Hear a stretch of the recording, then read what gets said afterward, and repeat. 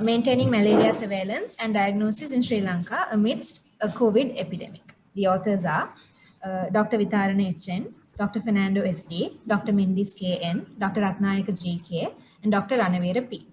The presenting author today is Dr. Musrif M.M. Okay, so go ahead. Good morning, everybody. So, maintaining malaria surveillance and diagnosis in Sri Lanka COVID epidemic. This is what we practiced during this COVID epidemic this year. So, now malaria is not a indigenous problem in Sri Lanka. We only get imported malaria since 2012. So that's the last year we had a local case. And since 2007, there is no malaria deaths. From 2016, Sri Lanka is officially certified as a malaria-free country by WHO. But this is not a simple journey. In 1999, we had more than 200,000 malaria cases, but it becomes zero since 2012. Now, the main problem is imported malaria cases. Every year, around 1460 patients they are detecting from anti-malaria campaign, and treatment facilities are available all over the country. AMC anti-malaria campaign actively supports diagnosis and treatment of these malaria patients by distributing of diagnostic kits and anti-malarial drugs. Also, we do proactive surveillance to diagnose imported malaria cases in an early stage to prevent any local spread within Sri Lanka. So this is the usual trend where we get malaria cases.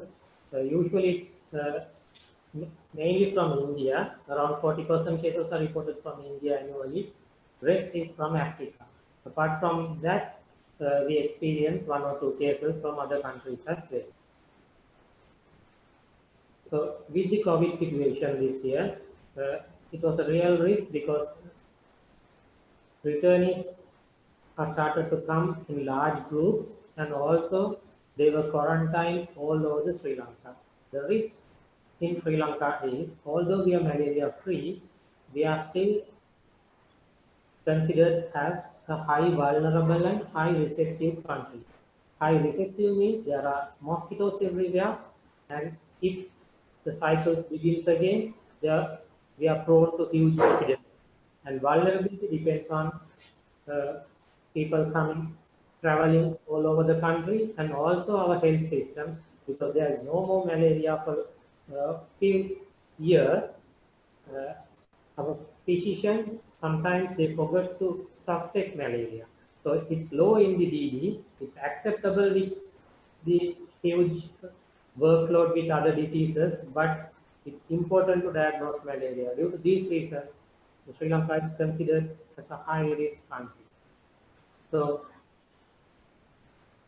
with these also the quarantine centers, mainly it was situated in dry zones where there are abundant Anopheline mosquitoes. So, with this, we prepared a strategy to face this situation, and we initiated an active case detection program at quarantine centers to screen individuals returning from malaria endemic countries. So this is done with the AMC headquarters staff and the regional staff from 25 districts. So we conducted special meetings and developed detailed guidelines to be followed during this quarantine situation. So this includes entomological surveys in all the quarantine centers and the vector control measures if there are mosquitoes present. And also we prepared guidelines on the screening procedures and we advise how to screen these returnees. So all the screenings were tested for malaria by microscopy. AFC staff visited these quarantine centers and PPE kits were provided from the headquarters, and also we got the district support. results are given before day 14, that's before end of the quarantine. And if someone is positive, they were treated according to the national guidelines. So we discussed with the hospitals, directors, and pre-prepared where to treat these patients. Where's the time? Okay. So with this, we did screening of all quarantine centers. So we detected the first malaria patient, a Sri Lankan returning from Madagascar who had symptoms after 7 days of arrival, tested positive for malaria in a quarantine center situated at Dambulla. So with this, the second patient also detected from the same quarantine center. He admitted to hospital with an abdominal pain, but when we screened, he also tested positive for malaria. And when we screened all the returnees from this quarantine center, another 5 become positive. So this is not a local spread. All became positive within 7 to 8 days. So this is all are imported cases. And these are the in detail. Most of these patients had malaria when they were abroad. And species-wise, we got all mixed infection, PF10, ovale, and also Plasmodium malaria cases, all treated according to the guideline. So another 3 patients were positive from a quarantine center in Negombo, and all these patients were admitted to Negombo Hospital and treated according to the guideline. All these 3 patients returned from Uganda, and all 3 are positive for Plasmodium falciparum. So with this, we started all the case-based activities and did parasitological activities around these quarantine centers for their staff and the village people, and also did reactive entomological surveillance around the quarantine center again, and did the appropriate vector control measures. So these are the challenges we need to highlight. So malaria positive patient may also have COVID as well. So treating these patients is very difficult, and we have to follow the same COVID-19 guidelines, and also conducting the screening. We have to provide all PPE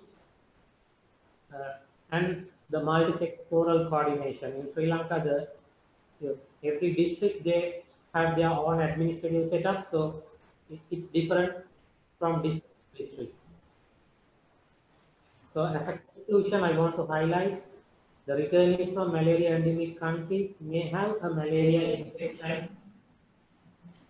in addition to COVID as well. And also, as most quarantine centers lie within remote locations in previous malaria endemic areas, early diagnosis and treatment of malaria positive individuals is essential to prevent resurgence of disease in Sri Lanka. Thank you very much.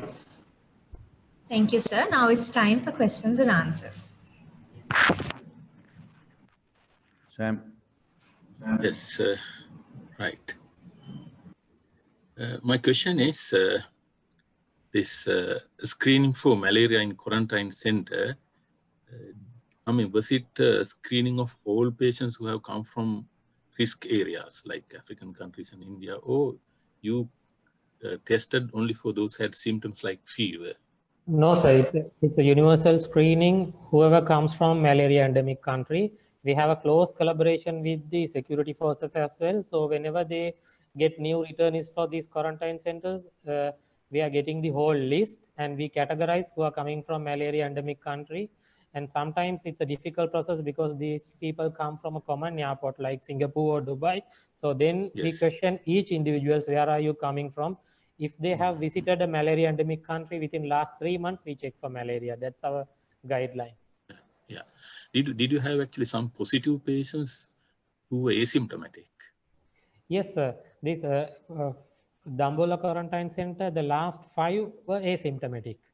And from the Negombo also, all 3 are asymptomatic, but some of them had minor symptoms, but they are not telling that because of COVID fear as well. So they are drinking Panadol and waiting. And after this presentation, another 3 positive now. So and among that, 2 are asymptomatic. Right. This last question. I mean, in this asymptomatic patient, what was the parasitic load? Do you have any idea about it? I didn't put in the presentation. It's like low count when it is asymptomatic, like less than 1,000. All right. Okay, that's fine. Thank you. Thank you very much, sir.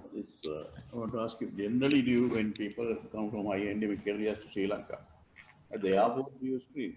No, sir. We discussed this several times, but due to high number of people, it's not possible, and it's not practiced anywhere in the world.